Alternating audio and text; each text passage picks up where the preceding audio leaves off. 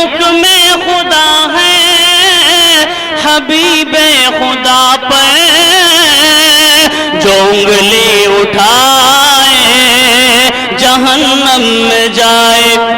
جسے مصطفیٰ کی رسول خدا کی، جسے مصطفیٰ کی حبیب خدا کی شریعت نبھائے جہنم میں جائے.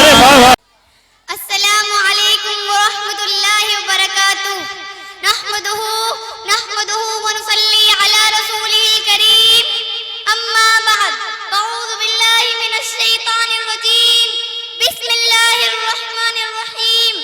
يا ايها الناس اتقوا ربكم الذي خلقكم من نفس واحدة وخلق منها زوجها وبث منهما رجالا كثيرا ونساء واتقوا الله الذي تساءلون به والأرحام إن الله كان عليكم رقيبا. وقال الله تبارك وتعالى وإذا بشر أحدهم بالأنثى ظل وجهه مسودا وهو كظيم يتوارى من القوم من سوء ما بشر به أيمسكه على هون أم يدسه في التراب ألا ساء ما يحكمون. وقال النبي صلى الله عليه وسلم من ابتلى من البنات فأحسن إليهن كان له سترا من النار. قابل احترام علماء کرام و معزز سامعین کرام اور میری مسلمان ماں اور بہنوں اور امت مسلمہ کی غیور بیٹیوں، جناب محمد رسول اللہ صلی اللہ علیہ وسلم کے آنے سے پہلے پورے عالم میں انسانیت پر ضلالت و جہالت اور شرک و کفر کی سیاہ چادر لپٹی ہوئی تھی. فضائے کائنات پر نفرت و عداوت کی تاریک گھنٹائیں چھائی ہوئی تھی. ہر طرف عداوت و دشمنی کے شعلے بھڑک رہے تھے. ایک انسان کے لیے دوسرے انسان کی جان لے لینا سرے سے کوئی جرم نہیں رہ گیا تھا. بھائی چارگی اور اخوت و محبت کے سنہرے اور خوبصورت الفاظ و حروف معاشرے سے بالکل غائب ہو چکے تھے. گویا یوں کہا جائے کہ انسانی قلب وہی کل حجارت او شد قسوہ کا مصداق بن چکا تھا. اور قرآن شریف کے الفاظ اولئک کالانعام بل هم اضل ان پر پورے صادق آ رہے تھے. اور پورا معاشرہ، پوری انسانیت بلکہ پوری دنیا اب حیوانات درندگی اور تباہی بربادی کے آخری کنارے پر پہنچ چکی تھی. کمزوروں پر ظلم و ستم کے پہاڑ توڑے جا رہے تھے. عورتوں کو جانور سے بدتر سمجھا جاتا تھا. اگر کسی کے یہاں کوئی بچی پیدا ہو جاتی اور انہیں بتایا جاتا کہ اللہ پاک نے تمہیں بیٹی عطا فرمائی ہے تو ان کے چہرے پر نوجوان اور بدبختی کی علامت پھیل جاتی تھی. پورا گھر جہنم بن جاتا تھا. مار شرما کے گھر سے باہر صرف اتنے نہیں نکلتے تھے کہ لوگ کیا کہیں گے کہ یہ لڑکی کا باپ بن گیا ہے. وہ اپنی اس خیبت اور شرمندگی کو چھپانے کے لیے اس وقت تک چین سے نہیں بیٹھتے تھے جب تک کہ اس بچے کو زندہ درگور یا قتل نہ کر دیتے تھے. بعض گھروں میں سنگ دل کی عالم تھا کہ جب لڑکی 5-6 سال کی عمر کو پہنچ جاتی تو سنگ دل باپ اس کو اچھے کپڑے پہنا کر اس بستی سے باہر لے کر جاتا جہاں وہ پہلے سے ایک گہرا گڑھا کھودا آتا تھا. اس گڑھے کے کنارے اس لڑکی کو کھڑا کر کے پیچھے سے دھکا دے کر گرا دیتا. وہ لڑکی چیختی چلاتی اور باپ سے مدد طلب کرتی لیکن وہ ظالم باپ اوپر سے ڈھیل مار کر مٹی ڈال کر اس کو دبا دیتا اور زمین ہموار کر کے چلاتا. میرے بھائیوں، ان اطفال پر کوئی شرمندگی نہیں ہوتی تھی بلکہ اسے فخر سے بیان کرتے تھے کہ ہم نے اپنی بیٹی کو قتل کر دیا، کیا اسے زندہ زمین میں دفن کر دیا. میری ماں اور بہنوں، پوری انسانی تاریخ میں اس سے بڑھ کر سب پاک و درندگی کیا ہو سکتی ہے کہ اپنے ہی بدن سے پیدا ہونے والی، اپنے ہی کوکھ سے جنم لینے والی لخت جگر کو برا سمجھا جائے، اسے معاشرے میں شرمندگی اور ندامت کے سبب سمجھا جائے اور اس بات میں کوئی شرمندگی اور ندامت نہ محسوس کی جائے کہ اپنے لخت جگر کو اپنے ہاتھوں سے گڑھا کھود کر زمین میں دبا دیا جائے. تعجب ہے میری ماں اور بہنوں، ذرا غور کرے کہ ایک درندہ صفت باپ جب اپنی ایک معصوم بچی کو اس طرح زندہ دفن کرتا رہا ہوگا تو اس وقت کیا درد معلوم ہوتا ہوگا. رنج و غم کا کس قدر دل کو جلانے والا سما ہوتا ہوگا. کیا آسمان و زمین اس منظر کو دیکھ کر پھٹنے پڑے ہوں گے؟ کیا فرشتے اس منظر کو دیکھ کر نہ رو دیے ہوں گے؟ کیا دیگر حیوانوں کا اس منظر کو دیکھ کر رنج غم سے ان کا دل نہ رو دیتا رہا ہوگا؟ ان کے رونگٹے کھڑے نہ ہو گئے ہوں گے؟ آپ ذرا غور کریں، آپ ذرا تصور کریں کہ اسلام سے پہلے کس طرح سنگ دل باپ اپنے نوشش کو اپنے ہاتھوں سے زندہ درگور کر دیتا تھا. ان کی صفا کی اور زندگی کے ایک ہلکا سا واقعہ بیان کرتی ہوں. ایک مرتبہ ایک صحابی رضی اللہ عنہ حضور صلی اللہ علیہ وسلم کے پاس اپنے گود میں ایک بچے کو لے کر روتے ہوئے تشریف لائے. کبھی اس بچے کو چومتے تو کبھی حضور صلی اللہ علیہ وسلم کی طرف دیکھتے تو حضور صلی اللہ علیہ وسلم نے فرمایا خیرت ہے. کہنے لگے یا رسول اللہ ایک واقعہ گزر چکا ہے، اے اللہ کے نبی، جب آپ اس دنیا میں نہیں آئے تھے تو میں بیٹی کے ساتھ بیٹی کو اپنے لیے دل اور منوس سمجھتا تھا، میں بیٹی کو اپنے لیے بار گرا اور بار کو چیز سمجھتا تھا۔ دیکھیے یہ میری بھتیجی ہے، خدا نے مجھے کوئی اولاد نہیں دی ہے۔ جب آپ اس دنیا میں نہیں آئے تھے تو میں بیٹی کے ساتھ ظلم کرتا تھا، جب آپ آئے ہیں تو آج بھتیجی پیڑ لگ رہی ہے۔ میرے پیارے حبیب، آپ تو میرے آبا سے بھی زیادہ ان پر شفیق ہیں۔ میرے مصطفیٰ، یہ سب آپ صلی اللہ علیہ وسلم کی برکت ہے۔ میرے ماں اور بہنوں، وہ صحابہ رضی اللہ عنہ اپنے موقع بیان کرتے ہیں، فرماتے ہیں کہ حضرت میری بیٹی کو میری بیوی نے 6 سال تک مجھ سے چھپایا تھا۔ ایک دن میں گھر میں بیٹھا ہوا تھا تو ایک بچی مجھے غور سے دیکھتے ہوئے آہستہ آہستہ میرے قریب آتی ہے اور زور سے میرے سینے کے ساتھ چمٹ جاتی ہے اور کہتی ہے، ابا جان 6 سال ہو گئے میں آپ کو ہوتے ہوئے بلا وارث اور یتیم ہوں۔ ابا میں آپ کی بیٹی ہوں، اب میں بڑی ہو چکی ہوں، پانی کا گھڑا اٹھا لیتی ہوں، جھاڑو دیتی ہوں، کپڑے بھی دھو لیتی ہوں۔ ابا جان اب تو میں آپ کی جوتی بھی سیدھی کروں گی، آپ کے لیے بستر بھی بچھاؤں گی، آپ کے کپڑے بھی دھوں گی۔ ابا اب تو میں بڑی ہو چکی ہوں۔ وہ صحابی کہتے ہیں کہ جب فوراً وہی جہل کے چکر میں دماغ میں آیا کہ میری بیٹی بڑی ہو گئی، کسی کو بنا سوار کر دوں گا، میں بھی اس کا چراغ گل کروں گا، میں بھی اس کا کام تمام کر رہا ہوں، میں قریب گڑھا کھود کر اسے دفن کر دوں گا۔ پھر حضرت کئی دن تک مجھ کو اپنے ساتھ کھانا کھلاتا رہا، مگر دل میں وہی جاہلیت کی نفرت اور خیال تھا۔ ایک دن نسا اور پاوڑ لے کر جنگل کی طرف چل دیا۔ بیٹی کہنے لگی، ابو جان میں بھی آپ کے ساتھ چلتی ہوں تاکہ آپ لکڑیاں اکیلے نہ اٹھائے، میں بھی آپ کے ساتھ لکڑی اٹھاؤں گی۔ بیٹی وفا میں ہے، باپ بے وفا میں ہے، بیٹی رضا میں ہے، باپ جفا میں ہے، بیٹی حیا میں ہے، باپ دغا میں ہے۔ کہنے لگے حضرت میں ایک جگہ پہنچا جہاں کوئی نہیں دیکھ رہا تھا، میں نے گڑھا کھودنا شروع کیا۔ جب میں گڑھا کھود رہا تھا تو مٹی کے گرد و غبار جو میرے چہروں اور بالوں پر پڑتے تو وہ لڑکی دوڑ کر آتی اور اپنا دوپٹہ اتار کر میرا منہ اور بال صاف کرنے لگتی اور رو رو کر کہتی، ابو جان کیوں تکلیف اٹھا رہی ہیں، مجھے دیجیے میں کھودتی ہوں۔ اسے یہ پتہ نہیں کہ ظالم میرے لیے کھود رہا ہے۔ فرماتے ہیں کہ حضرت جب دھوپ تیز ہو گئی تو لڑکے نے کوئی پتھر تلاش کیے اور ان پر کھڑی ہو کر اپنا دوپٹہ اتار کر سورج کی طرف کر دیا، مجھ پر چھتری کا انتظام کر دیا۔ حضرت بیٹی بھی کوئی چیز ہوتی ہے، بیٹی بھی کوئی شے ہوتی ہے۔ حضور صلی اللہ علیہ وسلم کانپ رہے ہیں، رو رہے ہیں، فرمایا تو پھر کیا ہوا؟ وہ صحابی کہتے ہیں کہ حضرت جب میں نے گڑھا کھود لیا تو میری آنکھیں سرخ تھی، میں نے آنکھیں نکال کر بیٹی کی طرف دیکھا تو بیٹی سمجھ گئی اچھا یہ میرے لیے ہے۔ تو اس نے اتنا کہا، ابا جان کوئی باپ بھی اپنی بیٹی کو اپنے ہاتھوں سے زندہ دفن کرتا ہے۔ ابا جان اگر آپ میرے لیے روٹی کا انتظام نہیں کر سکتے تو مجھے چھوڑ دیجئے، جنگل کے درندے مجھے کھا جائیں گے لیکن آپ کا ہاتھ میرے خون سے رنگین نہ ہو۔ ابا جان اگر آپ واقعی اس بات پر تل چکے ہیں تو مجھے چھوڑ دیجئے، میں بھیک مانگ کر گزارا کر لوں گی۔ ابا جان مجھے خدا کی زمین پر رہنے کا حق دو۔ وہ صحابی کہتے ہیں کہ حضرت مجھے کچھ بھی رحم نہ آیا، میں نے بالوں سے پکڑا، وہ بار بار کہتی تھی، ابا کیا میں تیری بیٹی نہیں، تو نے وعدہ کیا تھا، ابا جان آپ وعدہ بھول گئے۔ وہ صحابی کہنے لگے حضرت مجھے کچھ بھی رحم نہ آیا۔ وہ پیچھے کھینچتے میں آگے کھینچتا، وہ کمزور تھی میں مضبوط تھا۔ جب میں اسے کھینچتے ہوئے گھڑی کے قریب لایا اور زور سے دھکا دیا تو اس نے صرف اتنا کہا، یا ابتا ارحم یا ابتا ارحم، میرے ابا رحم کر، میرے ابا رحم کر۔ جب میرے نبی نے جملہ سنا تو فرمایا، اس نے اتنی آواز دی مگر تجھے خیال نہ آیا وہ صحابی رو رہا ہے، تڑپ رہا ہے، سب صحابہ رو رہے ہیں۔ آپ نے فرمایا اس پر بھی تجھے رحم نہ آیا، اگر قیامت کے دن تیرے گریبان پکڑ کر عرش والے کے سامنے کہنے لگی، خدا بندہ اس سے پوچھو کہ میرے کیا قصور تھا جس نے میرے اوپر اس طرح کا ظلم ڈھایا تھا، بتاؤ میرے خدائے کا ہار کے سامنے کیا جواب دو گے؟ وہ صحابی کہنے لگے حضرت یہی تو بتانا آیا ہوں، جب آپ صلی اللہ علیہ وسلم اس دنیا میں نہیں آئے تھے تو یہ ہماری حالت تھی، یہ ہماری کرتوت تھی، یہ ہمارے کارنامے تھے۔ جب آپ آئے ہیں تو آج بھائی کی بیٹی پیاری لگتی ہے۔ محمد صلی اللہ علیہ وسلم تجھ پر کروڑوں درود پڑھتا ہوں کہ تو نے ہمیں انسان بنایا۔ میری ماں اور بہنوں یہ معاملہ اور یہ سلوک تو اہل علم کے یہاں عورتوں اور بچوں کے ساتھ تھا، لیکن اس کے علاوہ دیگر مذاہب میں عورتوں کو ذلیل اور منحوس سمجھا جاتا تھا، اسے شیطان کا ایجنٹ قرار دیا گیا اور شر و فساد کی جڑ ثابت کیا گیا۔ قدیم یونان میں عورتوں کو شیطان کی بیٹی اور نجاست کا مجسمہ سمجھا جاتا تھا، وہ غلاموں کی طرح بازاروں میں بیچی جانی تھی، میراث میں ان کا کوئی حق نہیں تھا، نکاح کی عورت کو خریدنے کے ذریعہ سمجھا جاتا تھا، اصولاً عورت کو ہمیشہ نابالغ سمجھا جاتا تھا، معمولی قصور پر عورت قتل کر دی جاتی تھی۔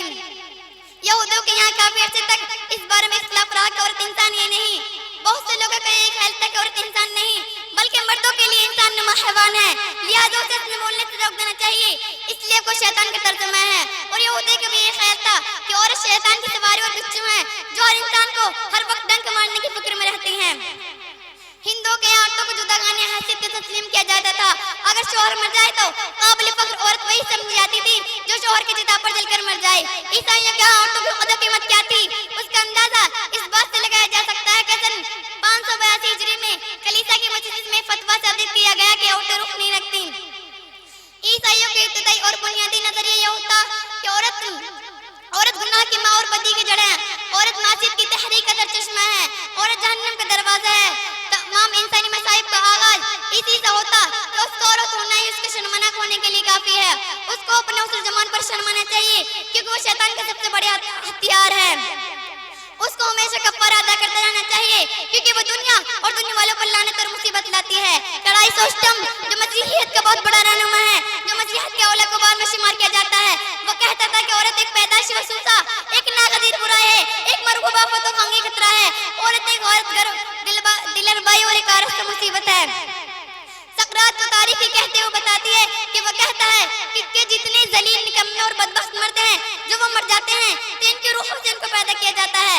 قدیس جان ڈسپن کا قول ہے، وہ کہتا تھا کہ عورت دوزخ کی چوکیدار ہے، امن کا دشمن ہے، اور جی کہ اسلام کو صورت طول ہونے سے پہلے دنیا کے کوئی ایسا ظلم ستم کا پہاڑ نہیں تھا جن عورتوں کو اوپر نہ توڑا گیا ہو، کوئی ایسا جبر تشدد باقی نہیں تھا جن عورتوں کے ساتھ نہ کیا گیا ہو۔ ان مظلوم عورتوں کے لیے، ان معصوم کلیوں کے لیے ہر نئی صبح ہلاکت و بربادی کا پیغام لاتی اور ہر نئی شام انہیں خون کے آنسو رلاتی تھی۔ یعنی خدا تعالیٰ کی یہ سرزمین اپنی تمام تر وسعتوں و کشادگی کے باوجود ان مظلوموں کے لیے، ان معصوموں کے لیے، ان بے بس ہستیوں کے لیے تنگ ہو کر رہ گئی تھی۔ لیکن یہ عجیب اتفاق ہے کہ جب کلیسائی کی مجلس میں فتویٰ صادر کر رہی تھی کہ عورتیں رخ نہیں رکھتی، جب عورت ہے تیرے سوا ہمارے اس دنیا میں کوئی نہیں، تیرے سوا ہمارے اس دنیا میں مدد کرنے والا کوئی نہیں، اے اللہ ان ظالموں کو ظلم سے نجات دے، اے اللہ ان شیطانوں کی شیطانی سے چھٹکارا دے، تو اچانک عرش عظیم تھرا اٹھا، رحمت خدا بندی جوش میں آ گئی۔ پھر اس نے اس دنیا کی سیاہ پردے پر ایک ایسے پرنور انسان کا ظہور فرمایا جو سارے جہاں کا دکھ درد اپنے دل میں سمیٹا ہوا تھا، جو انسانیت کا غمخوار، مظلوموں کا مددگار، بے آسروں کا آسرا، بے سہاروں کا سہارا، یتیموں کا والی اور غریبوں کو مولا تھا۔ وہ آیت اس نے حیوان پر انسان اور انسان کا فرشتہ بنا دیا۔ وہ آیت اس نے دلالت و جہالت، کوشش کو کفر کی اندھیاروں میں سعادت و ہدایت کا چراغ روشن کیا۔ وہ آیت اس نے عرب کے وحشی بدوں کو دنیا کا سب سے بڑا بنی آدم کا ہمدرد بنا دیا۔ وہ آیت اس نے اپنے ہاتھ میں سعادت و ہدایت کا ایسا چراغ لے کر آیا جو قیامت تک انسانوں کے لیے مشعل راہ تھا۔ وہ چراغ کیا تھا؟ وہ چراغ اسلام تھا۔ اسلام نہ آتے ہی، اس سرزمین پر قدم رکھتے ہی حالات نے رخ موڑ دیا۔ اسلام آیا تو اس نے ظلم و ستم کی تیز و تن اور عادی طوفانوں کو بھی سمجھنے کا موقع نہیں دیا۔ اسلام آیا تو اس نے جبر و تشدد اور ظلم زور کے ٹھاٹھے مارتے ہوئے سمندروں کو بھی خاموش کر دیا۔ اسلام آیا تو اس نے برسوں کی گمراہی اور وہم پرستی کو چاک کر ڈالا۔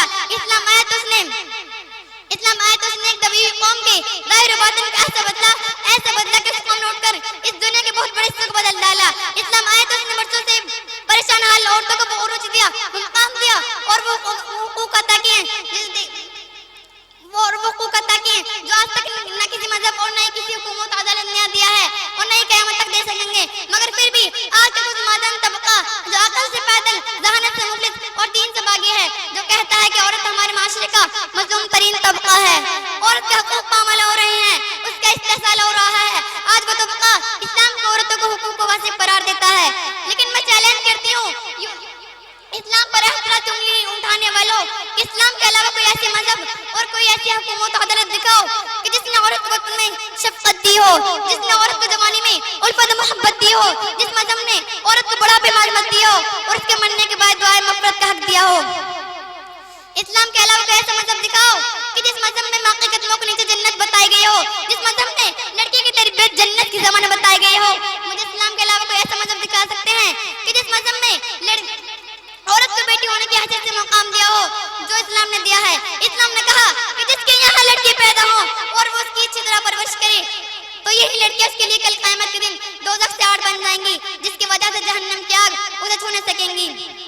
میں چیلنج کرتی ہوں یورپ کے پرستاروں کو اور پوچھتی ہوں وقت کے سرماؤں سے تم کہتے ہو کہ تم نے عورت کو آزادی دی ہے، لیکن میں کہتی ہوں ماں کی ممتا گم کر دی ہے، تم نے بہن کے سر سے آنچل کھینچ لیا ہے، تم نے بیٹی کی شفقت و محبت سے محروم کر دیا ہے، تم نے عورت کو حسن کو تماشا بنا دیا ہے، تم نے اس کو جوانی کو کھلونا بنایا ہے، تم نے اس کو جسم کو دین کا ارزاق قرار دیا ہے، تم نے عورت کو شمع محفل بنایا ہے، تم نے اس کو قلبوں میں جا کر ناچنا اور ترکنا سکھایا ہے، جبکہ اسلام نے اس کے حسن کو، اس کے جمال کو زینت کا شیانہ بنایا ہے۔ تم عورت کو چوراہے پر لانا چاہتے ہو، جبکہ اسلام اعلان کرتا ہے اے اللہ کے بندو، عورت کو عورت ہی رہنے دو، اسی میں فائدہ ہے مرد کا بھی عورت کا بھی، اسی میں فائدہ ہے بچوں کا بھی گھر خاندان کا بھی، اسی میں فائدہ ہے دنیا کا بھی اور تہذیب و تمدن کا بھی۔ اسلام بار بار اعلان کرتا ہے اے اللہ کے کمزور بندو، اللہ کی فطرت کو، اس کی مخلوق کو بدلنے کی کوشش نہ کرو، تمہارے بس کی بات نہیں۔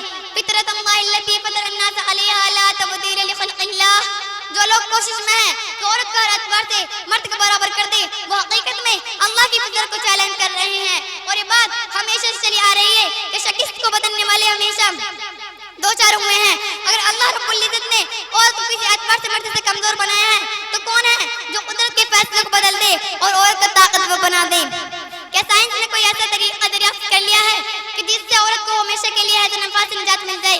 کیا ایسا ہو سکتا ہے کہ عورت کو بلا 200 راجعات سے چھٹی مل جائے؟ کیا ایسا ہو سکتا ہے کہ تم نے عورت کو کمزور تسلیم نہیں کیا ہے؟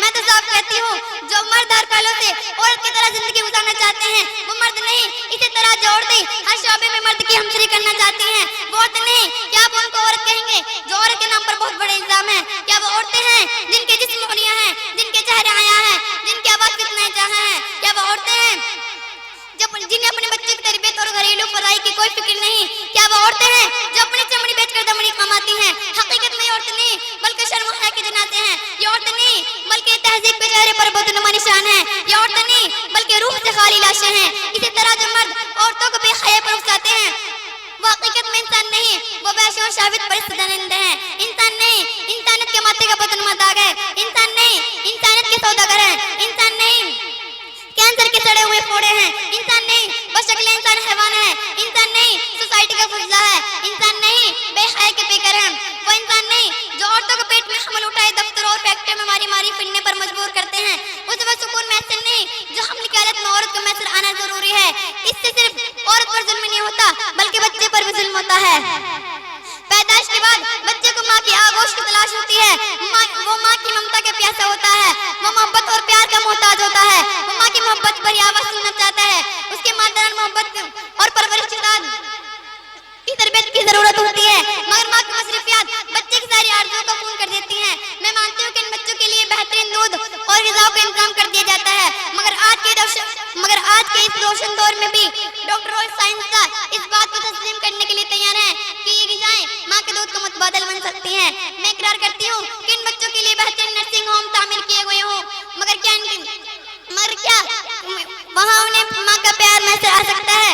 میں اقرار کرتی ہوں کہ ان بچوں کی خدمت اور پرورش کے لیے بہترین مائیں رکھی جا سکتی ہیں، مگر کیا ان کے سینے میں ماں کی ممتا کا دل بھی منتقل کیا جا سکتا ہے؟ ہائی رب والو، اللہ پاک تمہیں ہدایت دے اور ہم سب کو حق بات سمجھنے کی توفیق عطا فرمائے، آمین۔